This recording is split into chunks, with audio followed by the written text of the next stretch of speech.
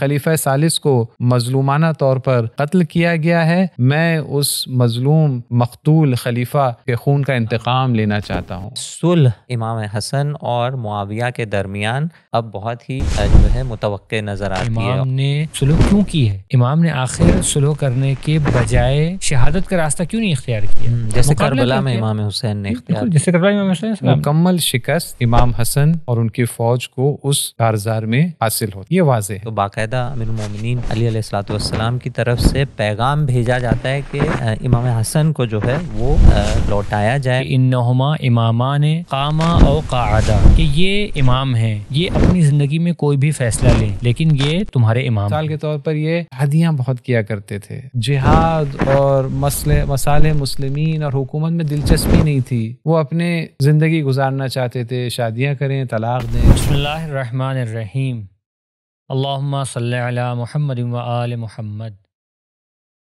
رمضان المبارک انتہائی بابرکت مہینہ ہے۔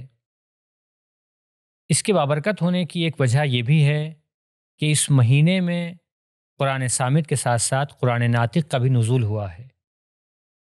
ہم امام حسن مجتبیٰ علیہ السلام کی ولادت کے اس پرمسرت موقع پر آپ کی خدمت میں مبارکباد پیش کرتے ہیں۔ اس موقع پر ہم امام کی زندگی کے متعلق گفتگو کرنے کے لیے آپ کی خدمت میں ایک پوڈ کاسٹ لے کر حاضر ہوئے ہیں کہ جس پوڈ کاسٹ میں گفتگو کرنے کے لیے ہمارے سامنے موجود ہے یہاں پر جو حجت الاسلام مولانا کمیل بھوجانی صاحب قبلہ، السلام علیکم ورحمۃ اللہ۔ وعلیکم السلام ورحمۃ اللہ۔ اور مولانا سید عاقب زیدی صاحب قبلہ، السلام علیکم ورحمۃ اللہ۔ وعلیکم السلام ورحمۃ اللہ۔ امام حسن کی ولادت ہجرت کے تیسرے سال ماہ مبارک رمضان کی 15ویں تاریخ کو ہوتی ہے۔ یقیناً یہ خانوادہ علی و زہرا علیہ السلام میں انتہائی خوشی کا موقع تھا۔ یقیناً پہلے فرزند کی ولادت کسی بھی گھرانے میں خوشی کا باعث ہوتی ہے، لیکن جب ہم حالات کو دیکھتے ہیں تو ہمیں اندازہ ہوتا ہے کہ یقیناً اس گھر میں یہ خوشی کہیں زیادہ بڑھ کر رہی ہوگی، کیونکہ مدینے کا ماحول وہ ہے کہ جہاں پر مولا کائنات حضرت زہرا، پیغمبر اکرم اور دوسرے مسلمان سب لوگ ہجرت کر کے آئے ہیں، اپنے وطن کو چھوڑ کر کے آئے ہیں۔ یقیناً اپنے وطن کو چھوڑنے کا غم ہے۔ یہاں پر مدینے میں آنے کے بعد بھی مختلف طرح کی مشکلات کا سامنا ہے، جنگیں ہو رہی ہیں، جنگ بدر ہو چکی ہے، یہاں پر مختلف لوگ شہید ہوئے ہیں۔ ایسے ماحول میں کہ جب انتہائی سختی کی زندگی گزاری جا رہی ہے، انتہائی مصائب اور مشکلات کا سامنا ہے، یقیناً اگر ایک فرزند کی ولادت ہو اور وہ فرزند بھی امام حسن کے جیسا کہ وہ بابرکت فرزند کہ جس کو پیغمبر اپنا بیٹا کہہ رہے ہوں، تو یقیناً ہم اندازہ لگا سکتے ہیں کہ مولا کائنات اور جناب زہرا سلام اللہ علیہا ان کی ولادت سے کتنا زیادہ خوشحال اور کتنا زیادہ خوش رہے ہوں گے۔ اور یہ خوشی جو آپ نے جیسے بتائی بشارت پہلے سے ہے، یہ خوشی کی کیفیت ہم ولادت کے فوراً بعد بھی دیکھتے ہیں کہ جہاں روایات میں آیا ہے کہ امام علی علیہ الصلوۃ والسلام اس نومولود کو لے کر پہنچے حضور کی رسول کی خدمت میں اور ان کے خدمت میں سے پیش کیا تو رسول اللہ نے پوچھا کہ کیا اس کا نام رکھ لیا ہے؟ تو پورے ادب و احترام سے مولا فرماتے ہیں کہ نہیں، یہ ممکن ہی نہیں ہے کہ ہم حضور پر آپ کی موجودگی میں ہم اس سلسلے میں آپ پر سبقت حاصل کرنے کی کوشش کریں۔ کہ وہاں جواب میں حضور فرماتے ہیں کہ یہ ممکن نہیں ہے کہ ہم اس اہم مسئلے میں، اس بچے کے نام رکھنے کے مسئلے میں ہم خدائے متعال پر ہم سبقت حاصل کریں۔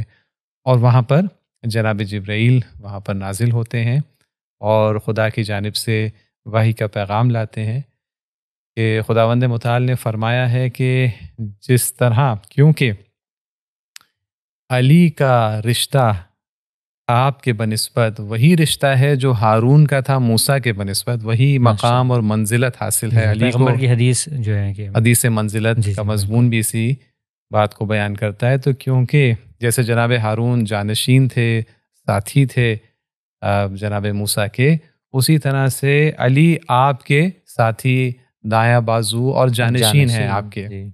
تو اسی لیے جب علی کا بیٹا ہے تو خدا کا یہ حکم ہے کہ اس کا نام وہی رکھا جائے جو جناب ہارون کے بیٹے کا رکھا گیا تھا اس زمانے کی اس زبان میں، لیکن اس کا عربی زبان میں ترجمہ بنتا ہے حسن، اور اسی اعتبار سے یہ مبارک نام اس مبارک نومولود کے لیے رکھا ہے۔ پیغمبر کی زندگی میں امام حسن صلی اللہ علیہ وسلم جو ساتھ میں آپ کے رہے ہیں، پیغمبر کے ساتھ میں رہے ہیں، تقریباً 7 سال کا عرصہ ہے، 7 سال کا عرصہ ہے کہ آپ پیغمبر کے ساتھ میں رہے ہیں۔ اور ہم دیکھتے ہیں کہ یہاں سے جو ولادت کے ساتھ میں ہی بالکل، بلکہ ولادت سے پہلے سے جو پیغمبر ان کی عظمتیں بیان کرنا شروع کرتے ہیں، یہ سلسلہ جاری رہتا ہے۔ مختلف موقعوں پر پیغمبر ان کی عظمت کو بیان کرتے ہیں۔ مثال کے طور پر کہیں پر آپ نے فرمایا کہ امام حسن اور امام حسین دونوں کے لیے کہ انہما امامان قاما او قعدا، کہ یہ امام ہیں، یہ رہنمائی کرنے والے ہیں، کسی بھی حالت میں ہوں، کسی بھی حال میں ہوں، لہٰذا یہ اپنی زندگی کے ہر دور میں امامت کا اور رہنمائی کا کردار ادا کریں گے۔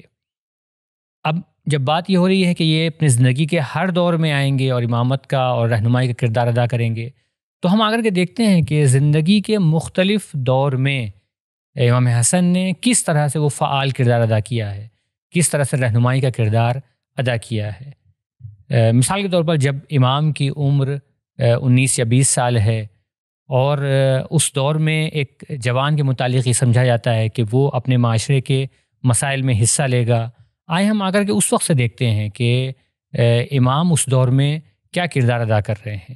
یہ وہ دور ہے کہ جو خلیفہ سوم کا دور ہے اور عالم اسلام میں مختلف طرح کے مسائل اور مشکلات پیش آ رہی ہیں۔ جی مولانا، یہ جو آپ نے فرمایا، یہ خلیفہ ثالث کا جو دور شروع ہوتا ہے، بڑا نازک اور حساس دور ہے۔ یہ وہ دور ہے کہ گرچہ ویسے حکمرانی اور حکومت کے مسئلے میں حضور کی وفات کے بعد سے ہی مشکلات آ گئی تھیں، جس سے ہم آگاہ ہیں، مومنین بھی اس سے آگاہ ہیں، لیکن ان مشکلات میں اور ان چیلنجز میں ایک شدت پیدا ہوئی جب خلیفہ ثالث کا دور شروع ہوا۔ یعنی وہ جو بد انتظامی کی جو کیفیت پہلے تھی، بدعنوانیوں کی جو کیفیت پہلے تھی، وہ پہلے کے مقابلے میں کہیں زیادہ بگڑ گئیں، اور ہر طرف سے بلاد اسلامی میں مختلف جو حصے تھے عالم اسلام کے، وہاں سے شکایتوں کا ایک سلسلہ، ایک عجیب پرآشوب دور۔ یہ سب سے طولانی ہے یہ خلافت کا دور، لیکن یہی سب سے زیادہ پرآشوب اور مشکل کا دور بھی اسی زمانے میں۔ یہاں پر یہ ذہن میں رہے کہ یہ جو مشکلات ابھی پیش آ رہی ہے اور ایک اپنی شدت تک پہنچ گئی ہے، اس کی شروعات اگر اس کی جڑوں کو اگر ہم دیکھیں تو یہ شاید پلٹتی ہیں وہی جو دشمنیاں پہلے کھل کے ہوا کرتی تھی کفار کی جانب سے، اور فتح مکہ کے بعد بہت سارے ایسے تھے جو جنہوں نے بظاہر جنہوں نے اسلام کو قبول کر لیا، لیکن نفاق کے پردے کے آڑ میں انہوں نے اپنے کاموں کو جاری رکھا، اور بہرحال وہ اپنے نفاق آلود کاموں سے جو ہے باز تو نہیں آئے، اور تاریخ اس چیز کی جو ہے گواہی بھی دیتی ہے۔ اور ایک واقعہ ہمیں ملتا ہے یہاں پر ابو سفیان کے حوالے سے، تاریخ میں نقل ہوا ہے، یہ ہمارے تاریخ دان نے، مسلمانوں نے نقل کیا ہے اس کو۔ اس میں جب یہ خلافت جو ہے آ جاتی ہے خلیفہ سوم تک، جو بنی امیہ کا یہ خاندان ان کا تعلق ہے، تو یہاں پر کہا یہ جاتا ہے کہ ابو سفیان اب نابینا ہو چکے ہیں، یہ اندھے ہیں، اور جو ایک جلسہ تشکیل پاتا ہے جس میں اطمینان جب حاصل ہو جاتا ہے ابو سفیان کو کہ کوئی غیر اس میں نہیں ہے، وہاں پہ انہوں نے ایک جملہ کہا ہے۔ ابو سفیان کا یہ جو جملہ ہے کافی تاریخ کے ان اہم موڑ کی طرف اشارہ کرتا ہے کہ یہاں کیا ہو رہا ہے۔ تو یہاں پہ یہ جملہ جو ہے کچھ اس طرح سے وہ کہتا ہے کہ تلقفوها، اب جب یہ حکومت تمہارے ہاتھ میں آ گئی ہے تو اب جو ہے اس کو اس طرح سے جو ہے آپس میں جو ہے پاس کریں، اور جو ہے کہ تلقف القرا، قرا کا مطلب ہوتا ہے جو گیند ہوتی ہے، جو بال ہوتا ہے، بال کی طرح بس اس کو آپس میں ہی آپ جو ہے منحصر رکھیں اور پاس کرتے رہیں۔ تو یہ آپ دیکھ رہے ہیں کہ اب وہ جو نفاق، البتہ ابھی بھی یہ اسلام کا لبادہ اوڑھے ہوئے ہیں، لیکن ابھی ان کی سرگرمیاں بڑھ گئی ہیں، ابھی ان کی جو وہ کام ہیں وہی جاہلیت والے جو ان کی آرزویں ہیں جی وہ بہت زیادہ ان کے لیے مطلوب جی۔ اور ہاتھ اجاگر ہو کے کھل گیا سامنے، ہے، جی ہاتھ ہمتیں کھل بڑھ گیا گئی ہیں، ہے، جرأتیں بالکل بڑھ گئی ہیں بالکل، یہ اس دور سے خلیفہ صاحب. تو اس میں ہم دیکھتے ہیں امام حسن علیہ جی السلام کو کردار ادا کرتے ہوئے دیکھتے ہیں. جیسے ذکر ہوا ایک کردار جو وہ ادا کرتے ہوئے نظر آتے ہیں وہ یہ ہے کہ جو یہ سیلاب شکایتوں کا آتا تھا مدینے کی جانب کہ آپ خلیفے کے والی نے فلاں جگہ یہ بدعنوانی، فلاں جگہ وہ ظلم، شکایتیں آتی تھیں. تو ان میں سے کئی جو شکایتیں آتی تھیں وہ لوگ جو شکایت لے کر آتے تھے، وفد آتے تھے، وہ امام علی علیہ السلام کی خدمت میں پہنچا کرتے تھے اور ان سے شکایت کرتے تھے کہ ان کے ذریعے یہ شکایت پہنچے وہاں. تو ان شکایتوں کو پہنچانے کے لیے وہاں حاکم وقت، خلیفہ وقت تک جو ذریعہ قرار پاتے تھے وہ امام حسن علیہ السلام. ان کو یہ اہم ذمہ داری تھی، ان کے ذریعے وہاں پر یہ پیغام جاتا تھا کہ یہ شکایت ہے، یہ مطالبہ ہے، آپ توجہ دیں، اسے اصلاح کریں. عام لوگ ناراض ہیں اس بات پر، تو مولا کائنات کے پاس شکایت آتی ہے اور مولا کائنات امام حسن کو ذریعہ بناتے ہیں حاکم وقت تک کے اپنی بات پہنچانے کا. البتہ یہاں اس بات کی توجہ کی ضرورت ہے کہ اس کا قطعی مطلب یہ نہیں ہے کہ وہ گویا حکومت کی تائید کر رہے ہیں، ایسا بالکل بھی نہیں ہے.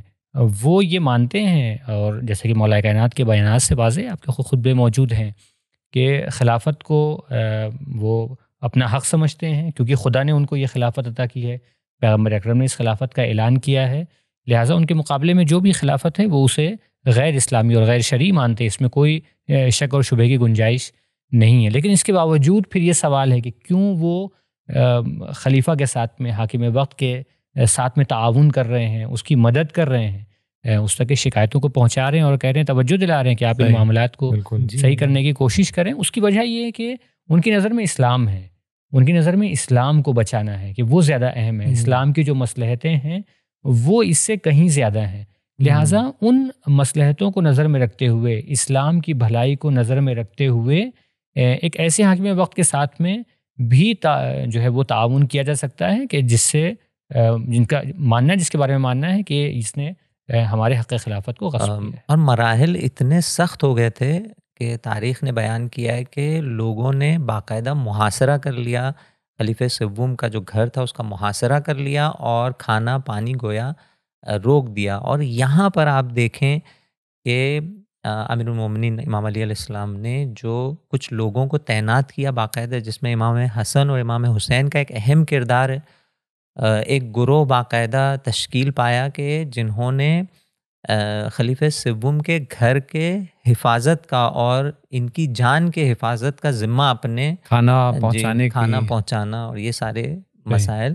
تو وہ مقام خلافت کا جو احترام تھا، اور امیر المومنین سے نقل بھی ہے کہ میں ڈر رہا تھا کہ یہاں پر خلیفہ کو قتل کر دیا جائے اور یہ خلیفہ کشی کا باب جو ہے شروع ہو جائے، اور یہ بے حرمتی ہے مقام خلافت، کیونکہ بہرحال وہ مقام خلافت تو اس کا ایک احترام ہے عالم اسلام کے اندر. تو یہ اسلام کو بچانے کے لیے باقاعدہ انہوں نے اپنے حق سے گویا صرف نظر کیا یہاں پر. جی بالکل. یہ جو کیونکہ ہماری گفتگو اس سلسلے میں ہے کہ امام حسن کی سماجی اور سیاسی زندگی سے ہم پر نظر ڈالیں اور سبق حاصل کریں، تو اسی دور میں ہمیں اہم سبق مل جاتے ہیں کہ اس کے باوجود کہ کسی حاکم یا کسی حکومت کو ہم مشروع اور پوری طرح سے لیجیٹمیٹ نہ جانیں، ہم دیکھتے ہیں کہ ہمارے امام یہ ہمیں بتا رہے ہیں کہ اسلام کی بالادستی کے لیے، اسلام کی بقا کے لیے ایسی حکومتوں سے بھی سوچ سمجھ کر تعامل کیا جا سکتا ہے، بلکہ ایسے حکام کی حفاظت، البتہ ان کی حفاظت نہیں، در حقیقت اس مقام حکومت کی، اس مقام خلافت کی، اس پوسٹ کی حرمت کا پاس رکھتے ہوئے اور لحاظ کرتے ہوئے ایسے کام انجام ہمارے پیشوا نے دیے ہیں، اور ہمارے لیے ایک مشعل راہ ہے اور سبق ہے. اہم ہم کو اس میں سیکھ ملتی ہے ان واقعات سے. انہی دور میں البتہ ہم دیکھتے ہیں کہ ایسا نہیں کہ خلیفہ ثالث کے دور میں مخالفت کا اظہار بھی نہیں ہے. مثال کے طور پر کئی واقعات اس سلسلے میں، ایک واقعہ میں یہاں ذکر کر دوں کہ رسول کے ایک بہت اہم قریبی صحابی، اول درجے کے صحابی، جناب ابو ذر غفاری یہ ایک حق پرست، حق گو، بے باک قسم کے صحابی تھے، جس نے کافی مسائل بھی وہاں پہ ایجاد ہوئے ان کی وجہ سے. اور ظاہر سی بات ہے جب یہ حق گوئی کیا کرتے تھے اور حق اور باطل کو ایک دم شفاف انداز سے مدینے میں بیان کرتے تھے تو اس زمانے کی حکومت کے لیے یہ قابل برداشت نہیں تھا. ان کو پہلے جلا وطن کیا شام کی جانب، لیکن وہاں پر بھی انہی نے اپنا یہ سلسلہ جاری رکھا اور وہاں شام میں حکومت کے لیے مشکلات کھڑے ہو گئے.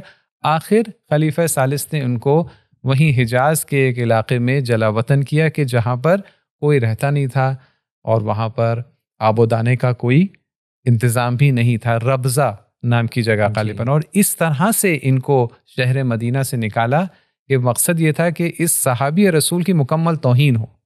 جی، یعنی کوئی ان کی وداع کے لیے نہ جائے، کوئی الوداع کے لیے نہ آئے، کوئی ان کو روانہ نہ کر سکے، خدا حافظی نہ کر سکے. اس کا علل اعلان جو ہے اس کو کہا گیا تھا. لیکن اس کے باوجود ہم دیکھتے ہیں امام حسن علیہ الصلاۃ والسلام اور امام علی جو ہے یہاں پر موجود ہیں، امام حسین موجود ہیں، وداع کے لیے آتے ہیں، وداع کے لیے آتے ہیں. کھل کر ان کو روکنے کی کوشش کی جاتی ہے کہ کیوں آپ وداع کرنے آ رہے ہیں، لیکن ملأ عام میں تعریف کرتے ہیں جناب ابو ذر کی اور بڑے عزت و احترام سے جہاں تک شہر کے باہر تک ان کو چھوڑ سکتے ہیں وہاں چھوڑتے ہیں. تو یہ مخالفت کا بھی سلسلہ ہے کیونکہ یہاں پر نہ جب حکومت وقت کی مدد ہو رہی ہے تو وہ اس لیے نہیں کیونکہ وہ حکومت کی تائید ہے، جب حکومت کی مخالفت بھی ہو رہی ہے تو اس لیے نہیں کیونکہ کوئی ذاتی دشمنی ہے. بالکل بات ساری اسلام کی ہے. اسلام کا فائدہ اور اسلام کی مصلحت کس چیز میں پائی جاتی ہے؟ اگر حاکم وقت ولو ان کے وہ برحق نہیں ہے، اس کی کسی مسئلے میں مدد کرنا اس میں اسلام کا فائدہ ہے تو وہ انجام پائے گا، اور اگر مخالفت کا اظہار کرنے میں فائدہ ہے تو وہ اس مخالفت کا بھی اظہار کیا جائے گا. اس کے بعد جو آپ کی زندگی کا اہم دور ہے، چونکہ ہم آپ کی زندگی کے مختلف ادوار اور دور کی بات کر رہے ہیں، تو جو اہم دور ہے وہ یہی مولا کائنات کی خلافت ظاہری کا دور ہے کہ امت مسلمہ بڑھ چڑھ کر کے مولا کائنات کے ہاتھوں پر بیعت کرتی ہے اور خلافت کا وہ سماں ہے کہ سارے مسلمان انتہائی ذوق و شوق کے ساتھ میں آ کر کے مولا کائنات کو اپنا خلیفہ تسلیم کرتے ہیں. یہاں پر اب امام حسن کی ذمہ داری جو ہے وہ بڑھ جاتی ہے. ہم دیکھتے ہیں کہ مولا کائنات انہیں مختلف اہم ذمہ داریاں سونپ رہے ہیں. مثال کے طور پر کئی سارے اہم فیصلے ہیں قضاوت کے میدان میں کہ جو آپ امام حسن کو سونپ دیتے ہیں، یا بعض اوقات ہم دیکھتے ہیں کہ مولا کائنات امام حسن کو بھیجتے ہیں فلاں شخص کو معزول کرنا ہے تو خط لے کر کے امام کا جو فرمان ہے حکم ہے وہ امام حسن لے کر کے جائیں گے، یا فلاں جنگ ہے وہاں جا کر کے دشمن کے سامنے خطبہ دینا ہے، گفتگو کرنی ہے، تو وہاں پر امام حسن علیہ السلام کو بھیجتے ہیں. گویا جہاں مولا کائنات کو خود جانا ہے وہاں پر وہ آپ اپنی نمائندگی امام حسن کو بھیج رہے ہیں. تو یہ ہمیں امام حسن کا کردار مولا کائنات کی خلافت ظاہری کے دور میں نظر آتا ہے، اور البتہ جو مختلف جنگیں ہیں اس میں بھی آپ کا نمایاں کردار ہمیں نظر آتا ہے. جیسے مثال کے طور پہ جنگ صفین ایک بہت بڑی جنگ ہے اور ایک بڑے فتنے کے تحت اس جنگ کو جو ہے یہ جنگ رونما ہوتی ہے، اور کافی بڑی اور طولانی جنگ ہے اور بڑی سخت جنگ ہے عالم اسلام کے اندر.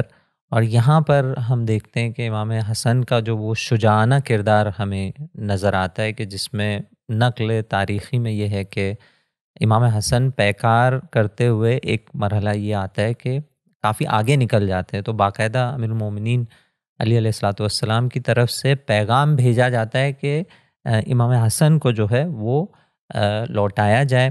اس وجہ سے کہ خود امام نے اس کی وجہ کو ذکر کیا ہے کہ امام حسن اور امام حسین یہ دو تنہا ایسے فرد ہیں جو نسل رسول اکرم کو آگے بڑھائیں گے، اور میں نہیں چاہتا کہ یہ اس طرح سے جو ہے وہ قربان ہو جائے اور یہ نسل منقطع ہو جائے.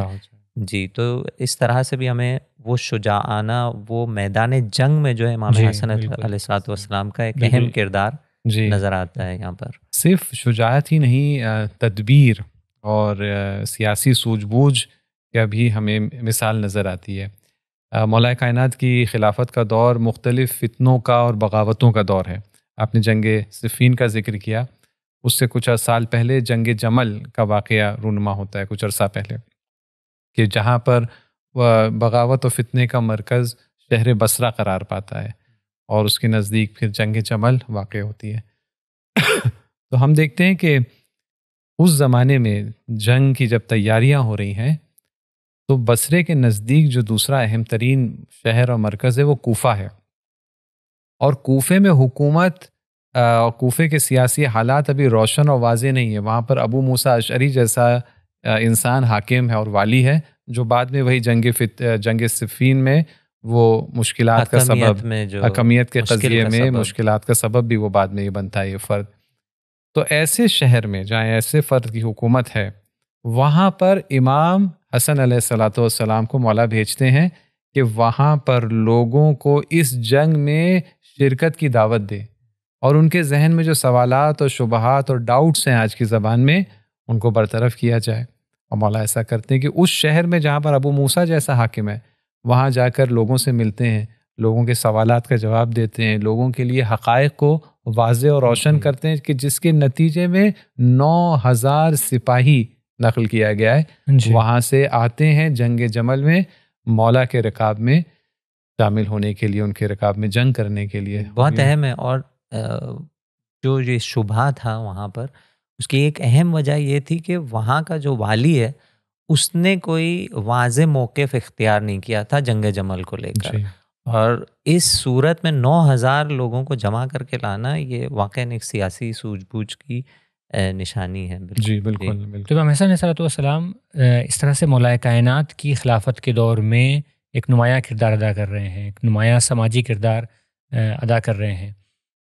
مولا کائنات اپنی خلافت کے آخری دنوں میں، اپنی زندگی کے آخری دنوں میں جنگ نہروان کے بعد، جب آپ نے خوارج سے مقابلہ کر لیا جنگ نہروان میں، تو آپ پھر سے لشکر تیار کر رہے تھے کہ صفین میں جو کام ادھورا رہ گیا تھا، یہ نہیں خوارج کی وجہ سے اور دوسرے لوگوں کی وجہ سے، اس کام کو دوبارہ سے پورا کیا جائے. لیکن اسی دوران مولا کائنات کی شہادت ہو جاتی ہے، اور اس کے بعد ہم دیکھتے ہیں کہ امام حسن کی زندگی کا ایک نیا دور شروع ہوتا ہے. اور وہ دور یہ ہے کہ خود امام حسن کو سارے مسلمان مل کر کے، جیسے انہوں نے مولا کائنات کو خلیفۃ المسلمین کے طور پر ان کے ہاتھ پر بیعت کی تھی، ویسے ہی وہ امام حسن کے ہاتھ پر بیعت کرتے ہیں اور ان کو خلیفۃ المسلمین کے طور پر تسلیم کرتے ہیں. تو آگے بڑھنے سے پہلے یہاں پر اس بات پر بھی اشارہ کرنا بہتر ہوگا کہ یہ امام حسن کی مظلومیت ہے، اور یہ کہہ سکتے ہیں کہ لوگوں کی ایک غفلت ہے کہ امام حسن کو مسلمانوں کے متفق علیہ خلیفہ کے طور پر پیش نہیں کیا جاتا، ان کا ذکر نہیں ہوتا. یعنی جو لوگ تقسیم کرتے ہیں خلافت کو خلفائے راشدہ اور خلفائے غیر راشدہ، کہ خلفائے راشدہ میں کہتے ہیں کہ وہ لوگ کہ جن کی خلافت پر مسلمانوں کا ایک بڑا طبقہ متفق تھا. تو بہرحال اس میں امام حسن کا ذکر بھی ہونا چاہیے کہ آپ کی وہ جو خلافت کا دور ہے وہ مختصر رہا ہے، 6 مہینہ رہا ہے صرف، لیکن آخرکار سارے مسلمانوں نے جس طرح سے مولا کائنات کے ہاتھ پر بیعت کی تھی اور ان کو ان کی خلافت کو تسلیم کیا تھا، بالکل اسی طرح سے امام حسن علیہ السلام کو بھی اپنا خلیفہ تسلیم کیا تھا. لیکن افسوس کی بات ہے کہ آپ کا ذکر اس طرح سے نہیں ہوتا ہے کہ آپ بھی مسلمانوں کے متفق علیہ خلیفہ تھے. جی بالکل. اور یہ جو مختصر دور آپ نے اشارہ کیا، 6 مہینے کا دور کہ جس میں امام حسن علیہ السلام کے ہاتھ میں حکومت رہی ہے، یہ بڑا سخت دور رہا ہے. کہ اشارہ بھی ہوا کہ امام علی علیہ السلام جو وہ کام ادھورا رہ گیا تھا صفین میں، اس کی تیاریاں ہو رہی ہیں، لشکر کو جمع کیا جا رہا ہے، لیکن اس طرف سے معاویہ کی طرف سے جو مختلف حربے اختیار کیے گئے ہیں، جس میں جاسوس ان کا ایک کردار ہے. بہت سارے جاسوس اب جو ہے کوفہ میں اپنی فعالیت کو انجام دے رہے ہیں، اور مختلف پروپیگنڈا ہیں، اور ایک کے بعد ایک ہم دیکھتے ہیں کہ یہ حربے کامیاب ہوتے ہوئے بظاہر نظر آتے ہیں. جس میں ہمیں ایک مثال بھی ملتی ہے تاریخ میں عبید اللہ ابن عباس کی، جو امام حسن کے لشکر کا سپہ سالار ہے. ایک بہت بڑی آبرومند شخصیت اس زمانے میں یہ ہے، لیکن ہم دیکھتے ہیں کہ یہی معاویہ کی طرف سے جو پیشکش کی جاتی ہے، جو رشوت کی پیشکش ہوتی ہے، تاریخ میں اس کی جزیات کا حتیٰ ذکر ہے، اور یہ سپہ سالار جو ہے یہ معاویہ کی طرف چلا جاتا ہے. تو یہ ایک بہت بڑا ضربہ ایک طرح سے ہے.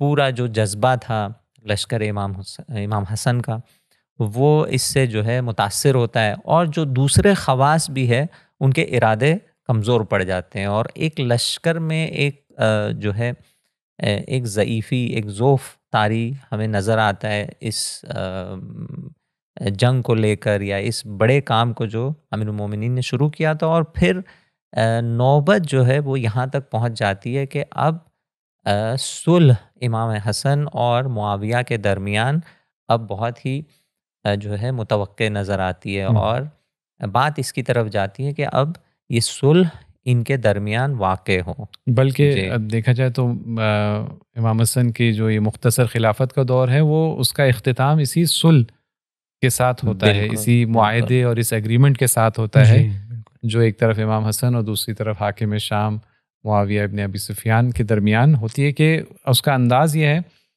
کہ اس کے اسباب پر انشاءاللہ گفتگو کریں گے، لیکن اصل اس معاہدے کا انداز یہ ہے جس کو صلح امام حسن کے نام سے یاد کیا جاتا ہے۔ اس کا انداز یہ ہے کہ معاویہ کی جانب سے ایک کاغذ آتا ہے کہ جس کے پر نیچے پہلے سے ہی معاویہ کی دستخط اور مہر وغیرہ لگی ہوئی ہے۔ اس پیغام کے ساتھ وہ بلینک پیپر آتا ہے کہ امام سے یہ کہا جائے کہ آپ کو اس میں جو لکھنا ہے آپ لکھ دیں، جو بھی شرائط آپ کو اس میں رکھنا ہے رکھ دیں۔ اصل بات یہ ہے کہ آپ کی جو خلافت ہے اور حکومت ہے جو مسلمانوں نے تسلیم کی ہے وہ آپ مجھے دے دیں، عطا کر دیں، منتقل کر دیں مجھ تک۔ اس کے علاوہ آپ کو جو بھی اس میں لکھنا ہے کوئی مسئلہ نہیں، میں نے پہلے سے ہی سائن کر کے اس کو، میں قدرت کا خواہاں ہوں اور یہ حکومت کا خواہاں ہوں، آپ پھر شرائط میں جو اور لکھیں۔ امام حسن اس پر اپنی شرائط لکھتے ہیں اور اس کو بھیجتے ہیں، اور اس طرح سے یہ معاہدہ انجام پاتا ہے۔ اور یہاں سے البتہ یہ بہت اہم ہے، ہمیں اس کے اسباب اور اس کی حکمتوں پر گفتگو ابھی کرنی ہے، لیکن یہاں سے ہم دیکھتے ہیں کہ یہ خلافت، یہ حکومت مسلمانوں کی یہ منتقل ہوتی ہے امام حسن سے معاویہ ابن ابی سفیان کی جانب۔ اور خیر وہ اس پر ویسے بھی کچھ معاویہ کسی بھی وعدے کا پابند نہیں تھا۔ کوفے میں آتے ہی جو پہلا کام وہ انجام دیتا ہے کہ وہ مسجد میں جاتا ہے، وہاں پر خطبہ اور تقریر کرتا ہے اور کھل کر یہ کہتا ہے کہ میں نے تم لوگوں پر اس لیے حکومت قبضے میں نہیں لی ہے، تم لوگوں سے جنگ نہیں کی اتنے لمبے عرصے تک تاکہ تم لوگ نماز پڑھو، روزہ رکھو، نیک کام انجام دو۔ میں نے صرف اس لیے سب کیا کہ تاکہ میں تم پر مسلط ہو جاؤں، تم پر حکومت کروں، اور وہ مجھے حاصل ہو گیا ہے۔ جو بھی شرطیں ہیں، میرا کسی بھی شرط کی بنسبت پابند رہنے کا کوئی ارادہ ابھی یہاں میرے قدموں کے نیچے میں اس کو پامال کر دیتا ہوں۔ تو یہ صلح امام حسن کا خلاصہ ہے کہ یہاں پر آ کے جو حکومت اور خلافت کا سلسلہ ہے امام حسن کا وہ اختتام پذیر ہوتا ہے۔ یقیناً یہ ایک اہم مسئلہ ہے اور تاریخ اسلام کے انتہائی پیچیدہ مسائل میں سے ہے۔ رہبر معظم آیت اللہ خامنہئی حفظہ اللہ کہتے ہیں کہ تاریخی واقعات، 3 طرح کے تاریخی واقعات ہوتے ہیں۔ بعض تاریخی واقعات وہ ہیں کہ جن میں ایک طرح کا ابہام پایا جاتا ہے، وہ واضح نہیں ہوتے ہیں، اپنے دور کے لوگوں کے لیے وہ واضح نہیں ہوتے ہیں، لیکن بعد میں آنے والوں کے لیے وہ واضح ہو جاتے ہیں۔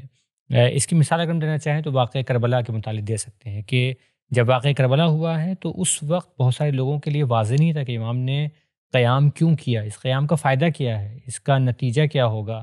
ظاہری طور پر تو سب کو شہید کر دیا گیا ہے اور یزید جو ہے وہ فاتح بن گیا ہے، لیکن بعد میں پھر دھیرے دھیرے لوگوں کو سمجھ میں آیا کہ امام کے قیام کا مقصد کیا تھا اور اس کے اثرات کیا تھے۔ آپ مثال طور پر اہل حرم کو کیوں لے کر کے آئے تھے اور اس کا کیا اثر رہا آپ کی جیت، فتح میں اور کامیابی میں۔ تو کچھ طرح واقعات ایسے ہوتے ہیں کہ جو بعد کے دور میں واضح ہوتے ہیں۔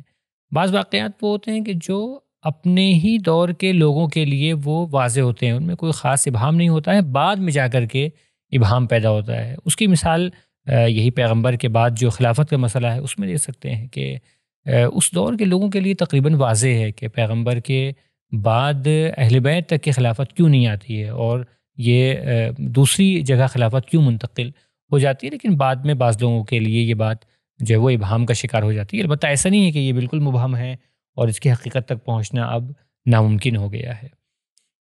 تیسری طرح کے واقعات وہ ہیں کہ جو اپنے دور میں بھی ان کے اوپر ابہام کی ایک گرد جو ہے وہ ایک دبیز جو ہے وہ دھول پڑی ہوئی تھی، اور اب بعد کے دور میں بھی جو ہے وہ ابہام کے ہی سائے میں وہ رہتے ہیں، اور اس کی مثال رہبر معظم دیتے ہیں کہ وہ امام حسن علیہ السلام کی سلوح ہے کہ امام کے دور میں بھی بہت سارے لوگوں کو یہ اندازہ نہیں ہے، ان کے لیے واضح نہیں ہے کہ امام نے سلوح کیوں کی ہے، امام نے آخر سلوح کرنے کے بجائے شہادت کا راستہ کیوں نہیں اختیار کیا، جیسے مقابلہ کربلا کیوں میں کیا؟ امام حسین نے اختیار جیسے کیا. کربلا میں امام حسین علیہ السلام نے، جی. تو آخر امام نے ایسا کیوں نہیں کیا، اور اس کے بعد بھی یہ ابہام جو ہے وہ باقی رہتا ہے اور لوگوں کے لیے واضح نہیں، بالکل، بہت سارے لوگوں کے لیے واضح نہیں ہو سکا کہ امام نے شہادت کا راستہ بالکل کیوں آپ صحیح فرما رہے ہیں. اسی دور میں جناب حجر ابن عدی ہیں، جی بالکل، جناب عدی ابن حاتم ہیں، یعنی خاص یہ ساتھی امام کے، وہ حیران ہیں کہ کیوں اس طرح سے بظاہر طور پر تسلیم ان کی نظر میں بظاہر ہوتے ہوئے نہ امام کیوں اس طرح سے سلوک کر رہے ہیں. اور حتیٰ کچھ برجستہ شخصیات سے نسبت دی جاتی ہے کہ انہوں نے امام کو بہت ہی توہین آمیز القاب سے جو ہے خطاب کیا ہے. جی جی انہی حالات میں، انہی حالات میں، جی بالکل سخت بالکل حالات ہیں یہ. جی یعنی اس طرح ان پر گراں گزرا کہ اس قسم کی بے ادبی ان سے سرزد ہو گئی بالکل کہ وہ تاریخ میں وہ جملات وہاں وہ نقل بھی کیے گئے ہیں. تو یہ واقعاً یہ اس زمانے کے لوگوں کے لیے مشکل تھا، بعد کے لوگوں کے لیے آج تک بھی مشکل ہے، اور اس میں واقعاً آپ نے صحیح فرمایا، غبار ہے، ابہام ہے، کنفیوژن ہے، شبہ ہے، ڈاؤٹ ہے. اور ڈاؤٹ اس پہلو پہ نہیں ہے کہ کیوں ایسا محسوس ہو رہا تھا کہ ان کو شکست ہو جائے گی. یہ تو تقریباً واضح ہے ابھی جو باتیں ہوئیں کہ یہاں پر کیا کمزوریاں پیش آ گئی تھیں اس محاذ میں امام کی ساتھیوں میں، اور وہاں پر کس قسم کا ایک کانفیڈنس پایا جا رہا تھا. تو اس میں اتنا کنفیوژن نہیں ہے، یہ واضح ہے ہمارے لیے، اور اس کو سمجھنا آسان ہے کہ اگر جنگ ہوتی، صلح کی جگہ جنگ ہوتی امام حسن کی فوج میں اور معاویہ کی فوج میں، تو مکمل شکست امام حسن اور ان کی فوج کو اس کارزار میں حاصل ہوتی. یہ واضح ہے. شبہ اس چیز کو لے کر ہے، کنفیوژن اس چیز کو لے کر ہے کہ یہ ظاہری شکست کا راستہ کیوں نہیں اختیار کیا گیا. کیونکہ اسلام میں تو یہ ہے کہ آپ شہادت اگر ہے تو وہ تو افتخار ہے. بالکل شہادت کا کیا کہنا. یا جیسے آپ نے بھی کہا، کربلا کی آپ نے مثال دی کہ ایک کربلا ہے اسلام کے پاس، اور اس نے آج تک دنیا کو ہلا کے رکھا ہے. آج تک اس کا جواب جو ہے وہ اس کے اثرات باطل آج تک اس کا جواب نہیں دے سکا ہے. اگر ہمارے پاس کربلا کے ساتھ ساتھ حسین کی شہادت کے ساتھ ساتھ حسن کی بھی مظلومانہ شہادت اس طرح کی ہوتی، تو نہ جانے کیا کامیابیاں حاصل ہوتی اسلام کو اور انسانیت کو. تو کیوں نہیں یہ راستہ اختیار کیا گیا؟ یعنی یہ شبہ ہے، یہ تو راستہ تھا، یہ تو راستہ تھا. اور جس میں حتیٰ اس کو اگر اس کنفیوژن کو اور محکم کیا جائے تو سورہ مبارک انفال میں 15 نمبر کی آیت میں یہ دستور اور حکم ہے خداوند متعال کی جانب سے. اعوذ باللہ من الشیطان الرجیم. یا ایھا الذین آمنوا، اے مومنین، اذا لقیتم الذین کفروا زحفا، جب تم کفار کا مقابلہ کرو در حالی کہ وہ ایک دم محکم ہیں اور بڑی تعداد میں تمہاری طرف بڑھ رہے ہیں وہ مخالفین، فلا تولوہم الادبار، پشت مت کرو، پیٹ مت دکھاؤ. جی منع کیا جائے. تو دستور اسلام ہے کہ جب کتنی بھی بڑی فوج ہو تو آپ کو پیٹ نہیں دکھانی، آپ کو پیٹ نہیں دکھانی ہے جب یہ ہو، جنگ کو جاری رکھنا ہے. تو سوال اب یقین سخت ہو جاتا ہے کہ پھر امام حسن نے یہ کیوں نہیں اختیار کیا، یہ راستہ کیوں نہیں اختیار کیا. تو اس کے بارے میں ہمیں دیکھنا ہوگا کہ اس دور میں حالات کیا ہیں، آخر کیا وجہ ہے کہ امام اس اقدام کو انجام دے رہے ہیں اور صلح کر لے رہے ہیں. جی بالکل. اور وہ روایت کے ابتدا میں آپ نے پڑھی کہ امام حسن جو ہے وہ امام ہے ہمارے لیے ہر حالت میں. اس کا شاید یہاں پر ایک اس کی اہمیت ہم کے قامہ او قعدہ. تو ابھی دیکھنا ہوگا کہ امام حسن نے یہ کام بہرحال کیوں کیا. قرآن کا دستور ہے، اور کربلا ہمارے سامنے، اس کے تناظر میں ہم کیسے اس کو. جی سوال بہت اہم ہے اور بڑا نازک سوال ہے. بالکل بڑا اہم سوال ہے، اور اگر اس کا ہمیں جواب حاصل کرنا ہے تو بہتر ہے کہ ہم آئیں اور کربلا سے امام حسن کے حالات کا موازنہ کریں اور کمپیریزن کریں، اور اس میں شاید ہم کو جواب مل جائے گا. کیونکہ جیسے سوال میں ہی یہ شامل ہے کہ بھائی کربلا میں شہادت ہوئی اور کا راستہ اختیار کیا گیا، اور وہ آج تک کیا کیا برکات کا سبب بنی ہے کربلا. تو کیوں نہ اسی قسم کا راستہ امام حسن نے اختیار کیا. تو آئے ہم دونوں کا موازنہ کریں.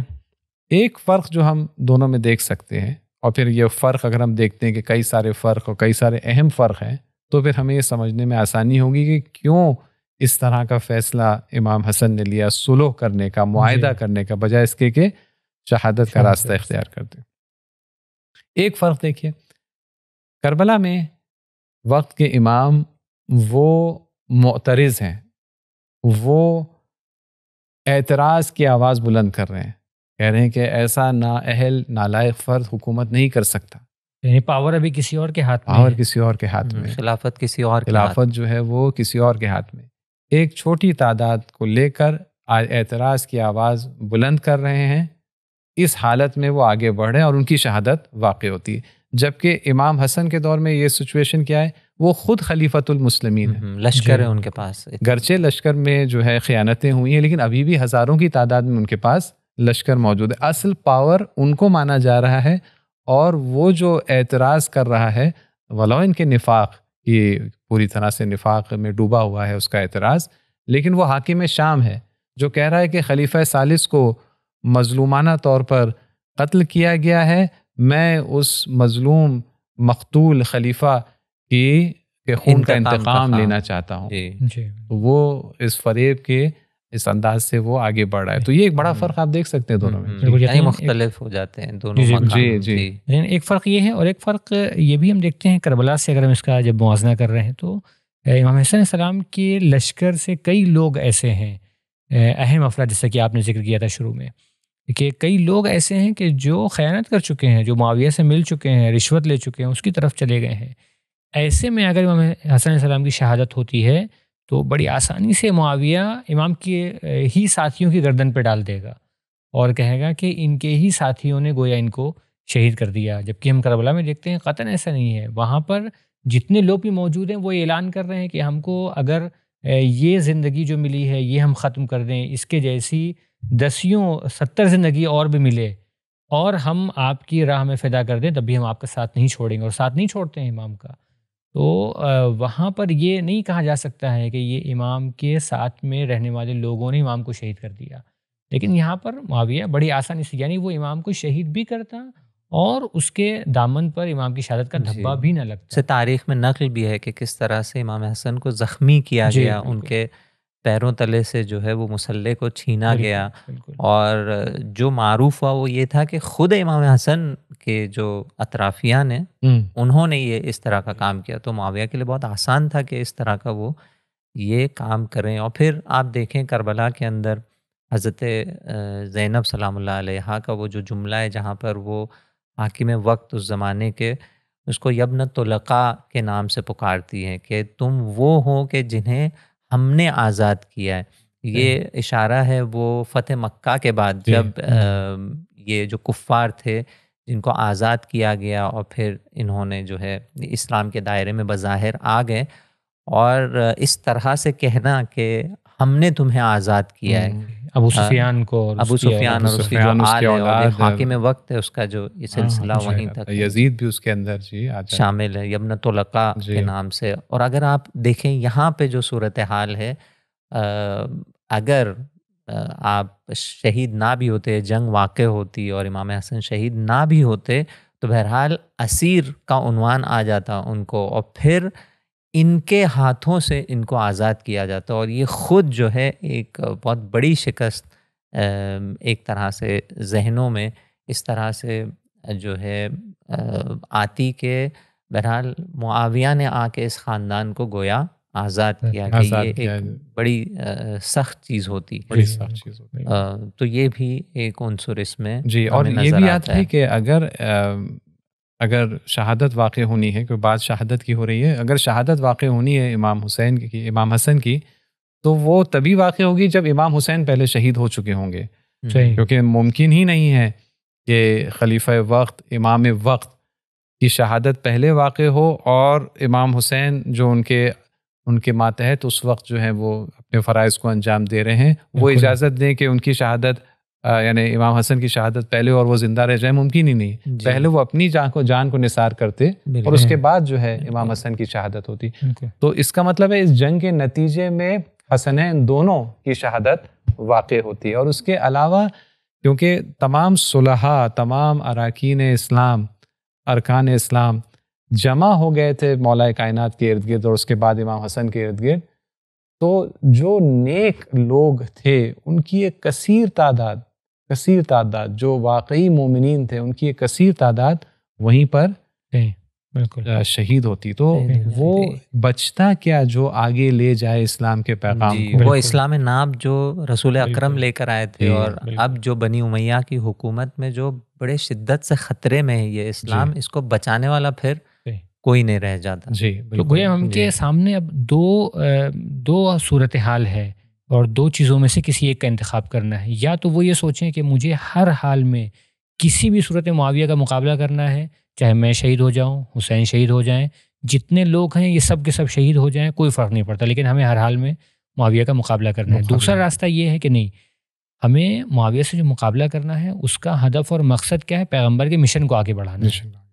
وہ جو مشن کو آگے بڑھانا ہے وہ فی الحال اس طرح سے آگے بڑھ سکتا ہے کہ معاویہ سے صلح کی جائے اور اس کے بعد ان نیک لوگوں کو بچا لیا جائے اور پھر ان کے بعد پیغمبر کے مشن کو آگے بڑھایا. جی بالکل. تو وہی جو ہم اگر کربلا سے جو ابھی ہم نے موازنہ کئی اعتبار سے کیا تو ہم دیکھتے ہیں کہ واضح طور پر کئی اعتبار سے فرق موجود ہے، اور اگر وقت ہوتا تو ہم اور بھی اس میں جو ہے ڈفرینسز اور لیکن اب یہاں پہ وہ جو آیت آپ نے جس کی تلاوت کی اس کو کس طرح سے ہم یہ آپ نے صحیح کیا. تو یہ تو ہم نے سمجھ لیا کہ کربلا سے موازنہ کرنے میں ہمیں بہت عظیم فرق نظر آتا ہے کربلا کے حالات اور امام حسن کے حالات. تو اسی لیے کربلا میں جو شہادت ہوئی اس کا کچھ اور اثر ہوا جو آج تک ہم دیکھ رہے ہیں الحمدللہ، اور انشاءاللہ اس کے اثرات بڑھتے جائیں گے. لیکن امام حسن کی اور ان کے ساتھیوں کی شہادت سے ہم توقع نہیں کر سکتے کہ اس نوعیت کے اثرات ہوتے ہیں. اس نوعیت کا یہ تو ہو گیا، لیکن آپ نے صحیح کہا کہ اس آیت کا کیا کریں گے کہ جس میں بڑے واضح انداز سے منع کیا جا رہا ہے کہ چاہے جتنے بھی مضبوطی سے سامنے آئیں، ان کو پیٹ نہیں دکھاؤ. تو اس کا کیا کریں؟ تو خیر اس کا جواب بھی الحمدللہ اسی آیت کی بعد والی آیت میں پایا جاتا ہے کہ جہاں منع کیا جا رہا ہے فلا تولوہم الادبار، انہیں پیٹ مت دکھاؤ، لیکن وہاں پر ایکسیپشن یا استثناء کا ذکر آ جاتا ہے. جی اگلی آیت میں ارشاد ہوتا ہے الا متحرفا لقتال او متحیزا الی فئۃ، سوائے اس کے کہ تم چاہتے ہو کہ تم نئے انداز سے دوبارہ سے ان سے حملہ کرو، پیچھے ہٹو، وقتی طور پر تھوڑا سے 2 قدم پیچھے آ جاؤ، وقتی طور پر بظاہر طور پر پیٹ دکھا دو تاکہ دوبارہ کسی اور سائڈ سے حملہ کرو، یا دوسرا کوئی گروہ ہے جو جنگ کر رہا ہے ان سے جا کر تمہیں ملنا ہے اور مل کر جو ہے حملہ کرنا ہے. یعنی تم تب پیٹ دکھا سکتے ہو کہ جب تم یہ پیٹ دکھانا در حقیقت فرار نہیں ہے، خوف نہیں ہے، بھاگنا نہیں ہے، بلکہ ایک اسٹریٹجی ہے یا ایک ٹیکٹک ہے دوبارہ حملے کو اور جنگ اور مقابلے کو دوسرے طریقے سے جاری رکھنے کے لیے. یعنی یہاں پہ میدان جو ہے وہ بدلے ہیں، یعنی میدان کارزار سے انہوں نے ایک نئے میدان کو اختیار کیا امام حسن علیہ السلام نے. جی تو یہی آپ نے اس کو تھوڑا اور واضح کیا کریں کیونکہ آیت کہہ رہی ہے کہ ہمارے پاس یہ آپشن ہے. جی ٹھیک، اب ہمیں یہ دیکھنا ہے کہ امام حسن نے جو کیا وہ واقعی اس کا آپشن یعنی اس کی مصداق اور اس کی مثال قرار پاتا ہے کہ اگر وہ پیچھے ہٹے ہیں جی بالکل تو وہ مقابلے کو دوسرے انداز سے جاری رکھنے کے لیے ہٹے، کیونکہ شاید کوئی کہے کہ وہ نعوذ باللہ خوف اور ڈر کی وجہ سے، نستجیر باللہ تھکن کی وجہ سے. یہاں پر مجھے ایک مشہور مصری رائٹر ہیں ان کی بات یاد آ رہی ہے، ڈاکٹر طہا حسین. اپنی کتاب میں انہوں نے لکھا ہے، انہوں نے اس واقعے کا ذکر کیا ہے کہ سلیمان ابن سرد خزائی اور ایک اور ساتھی کوئی آتے ہیں، غالباً یہ لوگ صلح کے جو حالات تھے اس میں نہیں تھے، موجود تھے، اور آ کر کے سنتے ہیں کہ اچانک صلح ہو گئی ہے. آتے ہیں آ کر کے امام پر اعتراض کرتے ہیں. تو ڈاکٹر طہا حسین یہ مصر کے ایک اہم رائٹر ہیں، غالباً وہاں کے ایجوکیشن منسٹر بھی رہ چکے ہیں. یہ کہتے ہیں کہ یہاں جو بات چیت ہے ان کے درمیان اور اس کے بعد کے جو حالات ہیں اس سے کافی ایک اہم نتیجہ وہ لیتے ہیں کہ جس سے سوال کا جواب مل سکتا ہے ہم کو کہ امام اگر جنگ نہیں کر رہے ہیں تو او متحرفاً لقتال، کہ کسی اور انداز سے دشمن کے اوپر ایک کاری ضرب لگانا چاہتے ہیں. وہ کیا ہے؟ وہ کہتے ہیں کہ سلیمان آتے ہیں اور آنے کے بعد اعتراض کرتے ہیں، امام ان سے اکیلے میں گفتگو کرتے ہیں. وہ کہتے ہیں سلیمان اس کے بعد جب گفتگو کر کے نکلتے ہیں تو اب مکمل طور پر مطمئن ہے. کہتے ہیں یقیناً یہاں پر کوئی ایسی بات ہوئی ہے کہ جو امام نے ان کو حکمت سمجھائی ہے سلوک کی، اور وہاں سے وہ نتیجہ لیتے ہیں کہ جس کو دوسرے بعض علماء نے بھی ذکر کیا ہے. وہ یہ نتیجہ لیتے ہیں کہ یہاں سے امام نے گویا ان کو یہ سمجھایا ہے کہ اب ہمیں اپنے مشن کو مخفی طور پر آگے بڑھانا ہے. اب ہمیں میدان جنگ میں آگے نہیں بڑھانا ہے، بلکہ دوسرے بہت سارے میدان ہیں کہ جہاں پر ہمیں دشمن کا مقابلہ کرنا ہے. اور وہ یہ کہتے ہیں کہ یہاں سے تشیعوں کے اس مخفی طور پر مقابلہ کرنے کی بنیاد اور نیو جو ہے وہ پڑتی ہے. تو امام یہاں پر ایک نیا کام بالکل شروع کرتے ہیں، اور جس کے اثرات ہیں بعد میں جا کر کے بھی ظاہر ہوتے ہیں. جی بالکل. شہید مطہری بھی اگر آپ دیکھیں تو اسی طرح کی ایک بات کہتے ہیں کہ امام حسن نے صلح کے بعد جو کام کیا، گویا وہ امام حسین کی وہی جو مختصر لیکن بشدت وفادار فوج کی تربیت جو ہے کرنے کا کام امام حسن نے اس طرح سے شروع کیا، اور باقاعدہ یہ کام انجام پایا. اور ہم نے دیکھا کہ کس طرح سے یہ امام حسین اور کربلا کی شکل میں اور اس نہضت کی شکل میں ظاہر ہوتا ہے. جی بالکل. بڑی دلچسپ بات. اور یہ کہ یہی سلو میں بھی اگر ہم آ کر دیکھیں تو ہمیں یہ یعنی سلو کے جو اندر لکھا گیا ہے، جو اس کے اندر اس کے جو نکات ہیں، پوائنٹس ہیں اور مواد ہے اس میں بھی ہم کو یہ نظر آتی ہے اس کی جھلک کہ یہ پیچھے ہٹنا در حقیقت اسٹریٹجی یا ٹیکٹک کی تبدیلی ہے دوسرے طریقے سے وار کرنے کی دشمن پر. اور یہ بہت اہم ہے ہمارے لیے، کیونکہ ایسے مواقع پیش آتے ہیں، شاید آج بھی ہم اپنی زندگی میں، اپنے معاشرے میں محسوس کریں کہ دشمن اس شدت اور طاقت سے آگے بڑھ رہا ہے کہ براہ راست جو ہے اس سے مقابلہ کرنا ممکن نہیں ہے. کھل کر مقابلہ کرنا ممکن نہیں ہے، بلکہ کچھ ایسے طریقے سے مقابلہ کرنے کی ضرورت ہے کہ جو دشمن کو سمجھ میں نہ آئے. مثال کے طور پر اس کے جو صلح کے مفاد مختلف پوائنٹس تاریخ کی مختلف کتابوں میں نقل کیے گئے ہیں کہ آخر اس صلح نامے میں لکھا کیا تھا، لیکن چند چیزوں پر اتفاق ہے.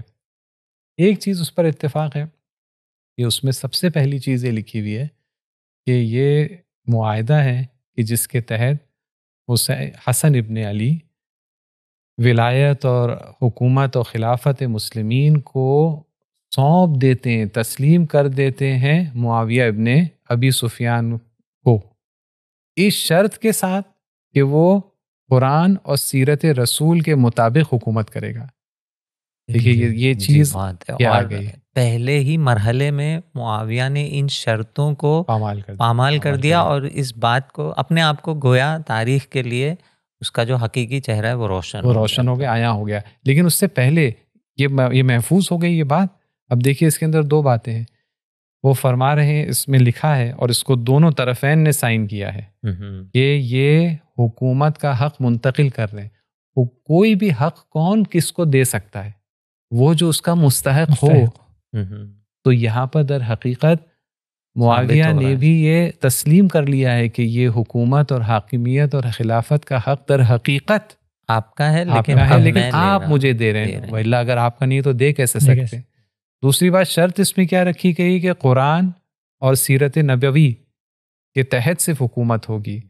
وہ شرائط بھی رکھی گئی. ابھی کچھ ہی سال پہلے ایک شورا تشکیل پائی تھی، وہاں پر اس پر اصرار ہو رہا تھا کہ سیرت نبوی کے علاوہ کچھ اور لوگوں کی سیرت کی بھی پیروی کی جائے گی، اور اس کی بنا پر وہاں فیصلے بدل دیے گئے جب اس پر اختلاف ہوا.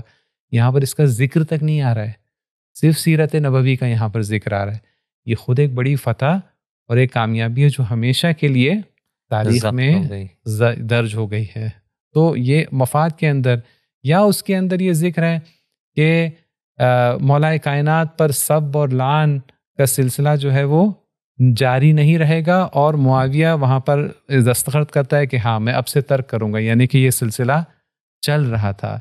یعنی وہ خلیفۃ المسلمین، تمام مسلمان جن کی مقام اور عظمت اور خلافت کے معترف ہیں، کہ جن کے نام کے ساتھ جو ہے یا تو علیہ السلام لگتا ہے یا کرم اللہ وجہہ لگتا ہے، اس قسم کے القاب کے ساتھ یاد کیا جاتا ہے، معاویہ وہاں اعتراف کر رہا ہے کہ میں سب اور لعن کرواتا ہوں ایسی عظیم شخصیت پہ.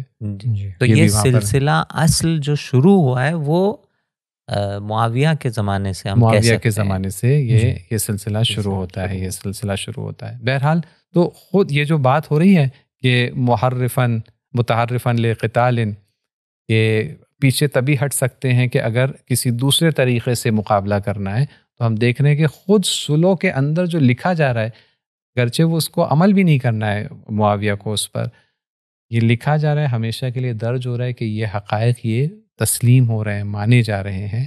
اور ظاہر سی بات ہے اہل باطل کے لیے یہ ہمیشہ ایک ضرب اور ایک چوٹ بن کے تاریخ میں قضاوت کر دی ہے. اب اگر آج آپ دیکھیں کسی کے سامنے یہ پیش کریں کہ یہ جو صلح میں جو کچھ بھی ہوا اس میں کس کی فتح ہے، کون کامیاب ہوا، تو کوئی نہیں کہے گا کہ معاویہ کامیاب ہوا. ہر کوئی یہی کہے گا کہ امام حسن حق بجانب تھے اور یہ کامیاب ہے. تو یہ ایک بہت بڑی کامیابی ہے. بالکل بے شک آپ صحیح کہہ رہے ہیں. اور اسی لیے بعض علماء نے فرمایا ہے کہ عالم اسلام میں، تاریخ اسلام میں شاید امام حسن علیہ السلام سے زیادہ شجاع اور بہادر کوئی نہیں ہے. بالکل شجاع اور بہادر کوئی نہیں، کیونکہ اگر شجاعت کی تعریف یہ ہے، جو کہ حقیقی تعریف اسی نوعیت کی ہوگی، کہ شجاعت وہاں ہے کہ انسان کسی بلند ہدف اور مقصد کے لیے اس چیز سے چشم پوشی کرے، صرف نظر کرے، قربانی دے جو اس کے لیے بہت عزیز ہے، تو وہ شجاع کہلایا جاتا ہے. عام طور پر ہم شجاع اس کو کہتے ہیں کہ جو اپنی جان پر کھیل جاتا ہے کسی بڑے مقصد کے لیے. یقیناً وہ ایک شجاع ہے، شجاعت کی ایک اس سے بڑھ کے بھی ایک چیز ہو سکتی ہے، کیونکہ جان ہم لوگوں کے لیے عزیز ہوتی ہے. عام طور پر انسان کی سب سے عزیز ترین چیز اس کی جان ہے، تو جب اس پر کھیل جاتا ہے کسی مقصد کے لیے تو وہ شجاع ہے. لیکن ہمارے پاس ایسی شخصیتیں ہیں کہ ان کے لیے ان کی عزت، ان کا وقار وہ جان سے زیادہ عزیز ہے، جس کو داؤ پہ امام حسن یعنی وہ بظاہری جو ذلت جو اپنے جو ہے اس طرح سے امام سے مخاطب ہوتے ہیں، جی اس کو جو ہے ان پر سوال اٹھ رہا ہے، انگلی اٹھ رہی ہے اس دور میں، اور تاریخ میں آج تک بھی یہ مسئلہ جو ہے غبار آلود رہ گیا ہے کہ کیوں کیا انہی نے. بعد میں آ کے بنی العباس کے کچھ حکام نے آ کے مزید جو ہے کچھ جھوٹی چیزوں کو گڑھا امام کے سلسلے میں، اور بہانہ یہی صلح امام حسن قرار پائی. کہا گیا کہ مثال کے طور پر یہ شادیاں بہت کیا کرتے تھے، اعوذ باللہ نستجیر باللہ، ان کو جہاد اور مصالح مسلمین اور حکومت میں دلچسپی نہیں تھی. وہ اپنے زندگی گزارنا چاہتے تھے، شادیاں کریں، طلاق دیں، یہ چیزیں رائج کی گئیں، یہ جھوٹ کو گڑھا گیا. اور یہ رکاوٹ بنتے ہیں کہ کوئی جائے اس پہ تحقیق کرے، دیکھیں کہ تاریخ میں کیا حقائق چھپے ہوئے ہیں. جیسے آپ نے فرمایا، نقل کیا، رہبر معظم نے فرمایا کہ یہ صلح امام حسن کا واقعہ اس زمانے میں بھی غبار آلود اور مبہم اور کنفیوزنگ تھا، آج بھی بنا ہوا ہے. لیکن اس غبار کو ہٹایا جا سکتا ہے اگر کوئی جائے ان واقعات کو صحیح سے مطالعہ کرے، مختلف کڑیوں کو ملائے. امام کا کردار ہے، معاویہ کا جو رد عمل ہے، اس دور کے جو حالات ہیں، اور جو کامیابی حاصل ہوتی ہے امام کی صلح کے نتیجے میں، جیسے کہ ذکر کیا کہ در حقیقت ان نیک افراد کو آپ بچاتے ہیں اور بچانے کے بعد ان کی تربیت کرتے ہیں کہ جو امام حسین علیہ السلام کے کام آتے ہیں. یعنی ایک عظیم شجاعت کا جو پہلو اس کے اندر پایا جاتا ہے، کیونکہ عزیز ترین چیز کو داؤ پر لگایا گیا ہے ایک بڑے مقصد کے لیے، ایک بڑے مقصد کے لیے صلحاء کو بچایا گیا ہے، حقائق کو، باطل کے بڑے بڑے چہروں کو بے نقاب کیا گیا ہے اس صلح کے ذریعے. یہ کیا گیا ہے. اور میدان کو، یعنی دشمن جو ہے وہ سوچ رہا ہے کہ میدان یہ ہے کہ خلافت کس کے ہاتھ میں ہے. بالکل، اور وقتی طور پہ وہ صحیح بھی سوچ رہا ہے، لیکن اگر آپ تاریخ میں دیکھیں گے تو یہ بہت واضح ہے ہمارے لیے کہ کون اہل حق ہے اور کون اہل باطل ہے. بالکل واضح ہو گیا. دشمن جو ہے سمجھ رہا ہے کہ مقابلہ محدود ہے اس میں کہ کس کے ہاتھ میں یہ عصائے خلافت آ گیا ہے. وہ سوچ رہا ہے میں جیت لے گیا. لیکن مولا امام حسن نے میدان کارزار کا ایڈریس ہی بدل دیا. دشمن جو ہے سمجھ رہا ہے میں یہاں جیت گیا اصلی میدان جنگ میں، لیکن انہیں نے کہیں نیا میدان جنگ ترسیم کر دیا اتنی دیر میں، اور اس کو خبر ہی نہیں ہے۔ وہ میدان ہے کہ جس کے اندر چہرے بے نقاب ہوں گے، وہ میدان ہے جس کے اندر کربلا کے لیے جیسے آپ نے فرمایا زمینہ فراہم ہوگا، جس کے لیے اصحاب باوفا کو زندہ پہلے رکھا جائے گا، پھر تربیت ان کی جائے گی۔ وہ جس چیز کا خوشی منا رہا ہے دشمن کہ ہم تو جیت لے گئے، بالکل وہ اس کی اہمیت ہی ختم کر دی ہے۔ اور یہ بالکل، اور رہتی دنیا تک ایک مثال قائم کر دی ہے کہ اگر لوگوں کے سامنے اس طرح کے حالات پیش آئیں تو وہ نہ تو یہ کریں کہ خودکشی کی طرح سے آگے بڑھیں اور اپنی جان دے دیں، ضروری نہیں ہے ہر حالت میں یہ، اور نہ ہی یہ کریں مکمل طور پر منفعل ہو جائیں، پیسو ہو جائیں کہ پھر کوئی بھی کام نہ کرے۔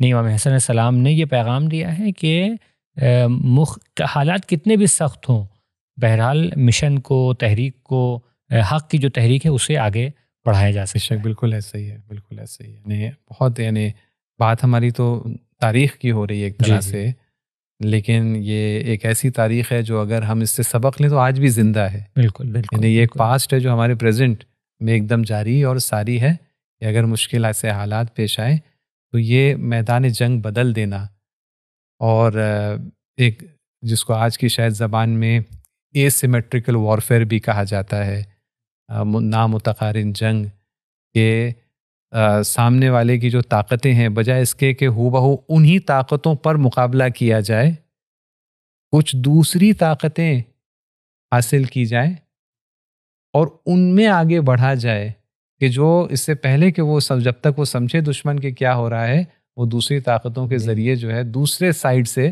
ضرب لگ چکی ہو۔ یہ ہمارے لیے سوچنے کا مقام ہے، لیکن البتہ اس میں ایک خاص حوصلے کی، ایک خلوص کی ضرورت ہے، چونکہ اس میں جو ہے افق تبدیل ہو رہے ہیں، میدان کافی وسیع ہے۔ شاید امام حسن کی زندگی میں یہ وہ نتیجہ حاصل نہ کر پائے، تو یہاں پہ حوصلہ، اس میں شجاعت ہے کہ وہ حوصلہ جو ہے کسی کے پاس ہو، وہ خلوص ہو، وہ افق اس کے لیے، وہ بصیرتیں، وہ پاکی جو ہے جس کی وجہ سے یہ بصیرت اس کو حاصل ہوتی ہے۔ تو یہ بہرحال ہمارے لیے سبق ہے، آج بھی یہ سبق موجود ہے اور مومنین اس سے حاصل کر سکتے ہیں، اس سبق کو حاصل کر سکتے ہیں۔ جی بالکل، بہت شکر گزار ہیں ہم آپ دونوں حضرات کے کہ آپ نے اس مفید موضوع پر گفتگو کی، اور جیسا کہ ہم نے گفتگو کے شروع میں بھی اس بات پر جو ہے وہ اس پر روشنی ڈالی کہ کبھی کبھی ایسا ہوتا ہے کہ امام حسن علیہ السلام کی زندگی کو ایک بہت ہی منفعل کردار آپ کا پیش کیا جاتا ہے، ایک بہت ہی پیسو کردار پیش کیا جاتا ہے کہ گویا جیسے آپ کے جو معاشرے کے مسائل تھے ان سے بہت تعلق نہیں تھا، وہی جو دشمنوں کا پروپیگنڈا آپ کے زمانے میں تھا، گویا اسی کی کہیں نہ کہیں ایک جھلک جو ہے وہ بعض اوقات ہماری باتوں میں آ جاتی ہے، جبکہ ایسا بالکل بھی نہیں تھا۔ امام حسن علیہ السلام اپنی زندگی کے ہر دور میں، ہر مرحلے میں آپ نے نمایاں کردار ادا کیا ہے، فعال اور ایکٹیو کردار ادا کیا ہے۔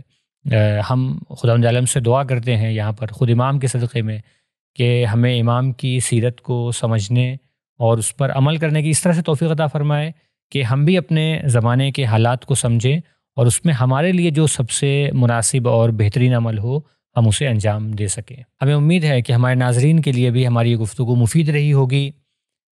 گزارش ہے کہ آپ ان مبارک راتوں میں ہم سب کو اپنی دعاؤں میں یاد رکھیے گا۔ والسلام علیکم ورحمۃ اللہ وبرکاتہ۔ اللہم عجل ولیک الفرج۔